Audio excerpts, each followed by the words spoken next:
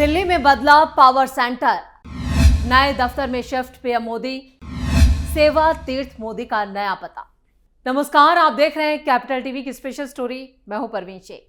देश और दुनिया की सियासत के केंद्र में आ चुके पीएम मोदी को लेकर अब बड़ी खबर सामने आई है।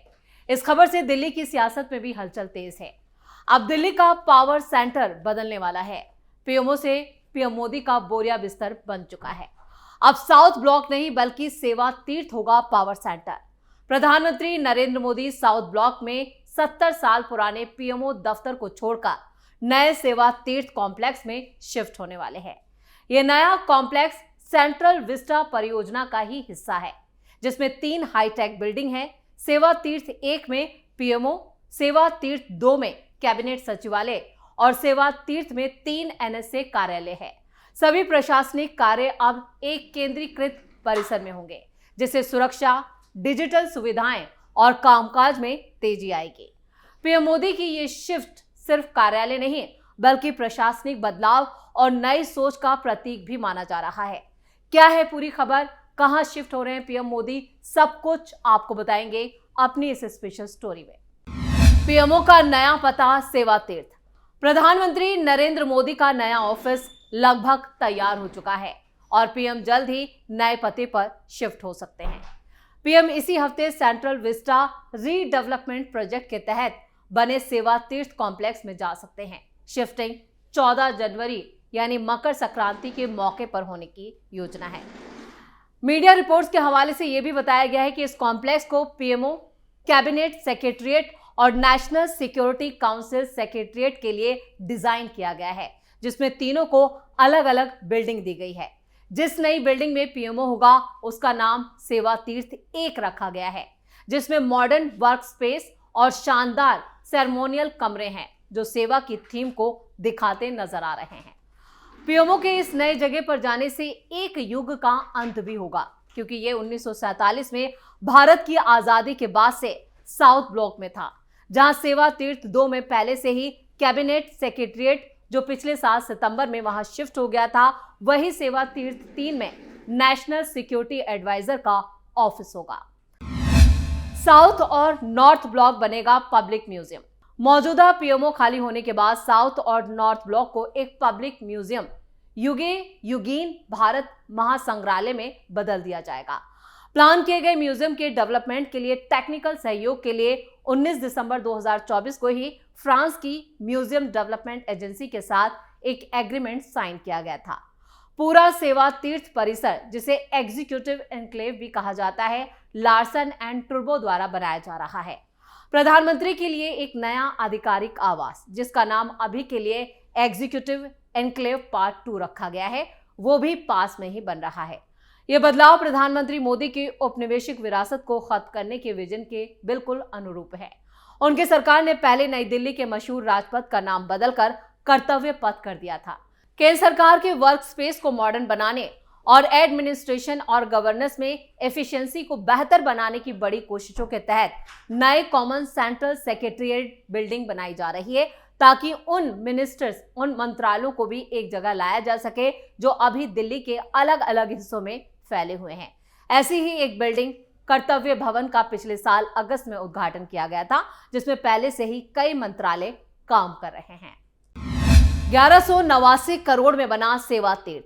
1947 में देश की आजादी के वक्त से ही प्रधानमंत्री कार्यालय साउथ ब्लॉक से चल रहा है, जो भारत की सत्ता का केंद्र रहा है।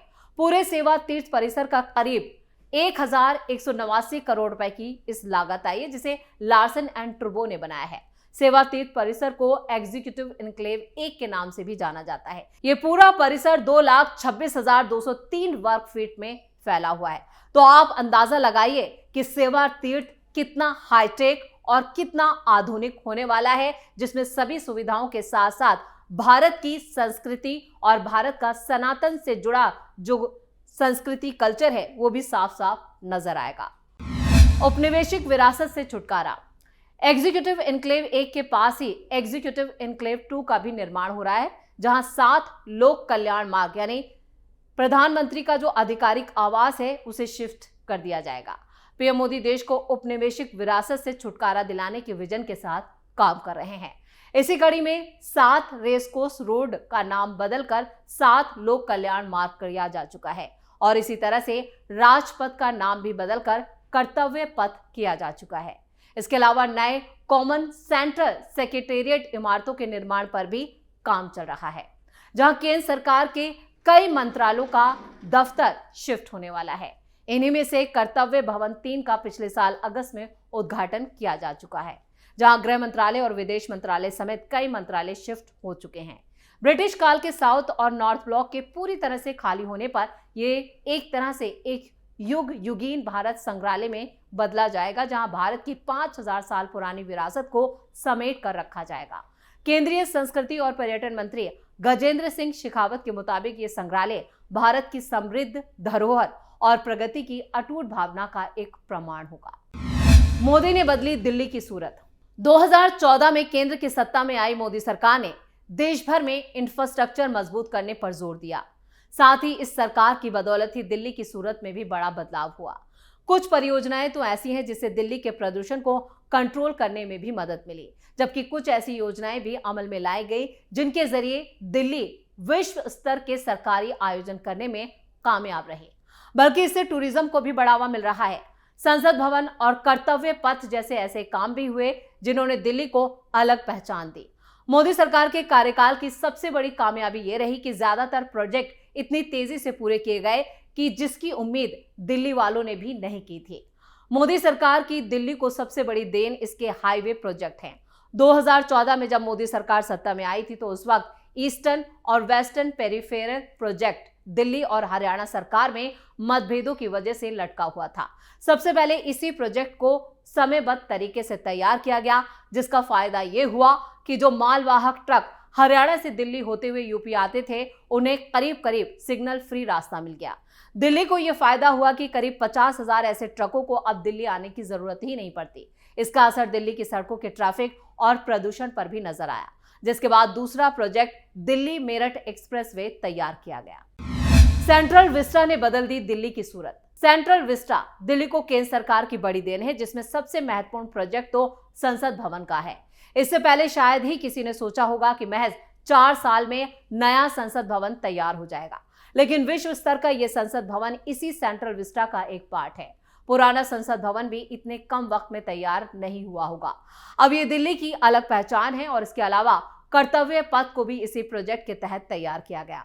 3 किलोमीटर की राजपथ की अब सूरत ही पूरी तरह से बदल चुकी है। पहले इंडिया गेट और कर्तव्य पथ के बीच आने जाने वालों को ट्रैफिक के बीच से गुजरना होता था, लेकिन न सिर्फ सबवे बनाए गए बल्कि इसे नया रूप दिया गया।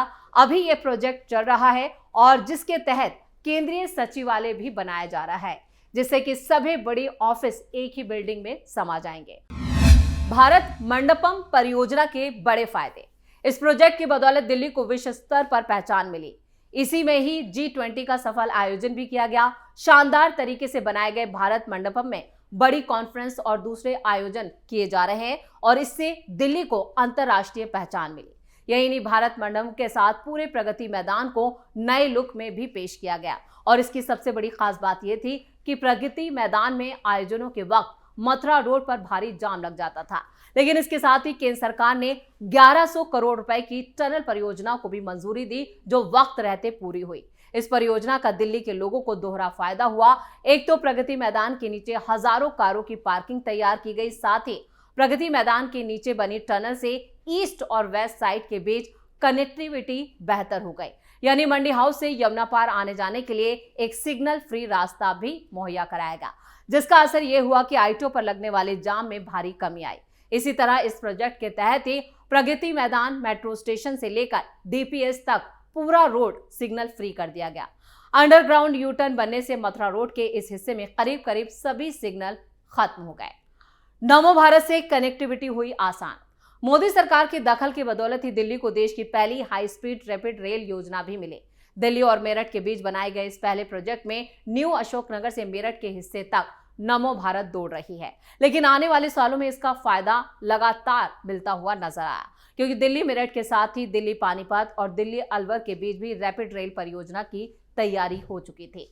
इन शहरों तक रैपिड रेल पहुंचने के बाद न सिर्फ दिल्ली बल्कि मेरठ से भी लोग सीधे पानीपत या अलवर आ सकेंगे। तो ये वो योजनाएं हैं जिन्होंने पूरी तरह से दिल्ली का कायाकल्प किया। यशोभूमि प्रोजेक्ट का जलवा। एयरपोर्ट के साथ ही यशोभूमि प्रोजेक्ट को भी मोदी सरकार की बड़ी देन के रूप में याद रखा जाएगा। यह अपने आप में एक ऐसा केंद्र है जो 221 एकड़ में बना और इसका तैयार एरिया 11 मिलियन वर्ग फुट का है, जहां 20,000 लोग कार्यक्रमों में शामिल हो सकते हैं। करीब 25,000 करोड़ रुपए की लागत से बने इस प्रोजेक्ट का फायदा यह है कि यशोभूमि में अब कई देशों की बड़ी कंपनियां आकर प्रदर्शनी से लेकर सेमिनार जैसे आयोजन भी कर रही हैं। एयरपोर्ट, द्वारका एक्सप्रेसवे और UER-2 से इसे इस तरह से जोड़ा गया है, जो लोग इसके बनने के बाद इस इलाके में जाते हैं तो वो इस पूरे एरिया को पहचान भी नहीं पाते। इससे और बेहतर कनेक्टिविटी देने के लिए मेट्रो स्टेशन भी बनाए गए, जहां से मेट्रो के जरिए सीधे नई दिल्ली एरिया तक पहुंच सकते हैं। कुल मिलाकर 2014 के बाद जिस तरह से दिल्ली की सूरत बदली है, उसमें सबसे बड़ा योगदान अगर किसी का है तो वो पीएम मोदी का है, जो एक विजन के साथ आए और इस विजन के साथ ही वो आगे बढ़े हैं। लगातार देश में कई बड़े प्रोजेक्ट्स अभी भी चल रहे हैं, लेकिन सेवा तीर्थ अब अपने आप में एक अचंभा नहीं रहेगा। अभी इसको डिस्क्लोज करके रखा गया है, तस्वीरें सामने नहीं आई हैं, लेकिन जैसे ही इसकी नई तस्वीरें सामने आएगी तो कैपिटल टीवी अपने दर्शकों को जरूर दिखाएगा। लेकिन बताया जा रहा है कि जिस दिन पीएम मोदी यहां पर शिफ्ट होंगे, उसी दिन इसकी तस्वीरों से पर्दा भी हट जाएगा। तो इसी के साथ स्पेशल स्टोरी में इतना ही। वीडियो कैसा लगा कमेंट करके अपनी राय जरूर दें। वीडियो को लाइक करें, शेयर करें और कैपिटल टीवी को सब्सक्राइब जरूर करें। धन्यवाद।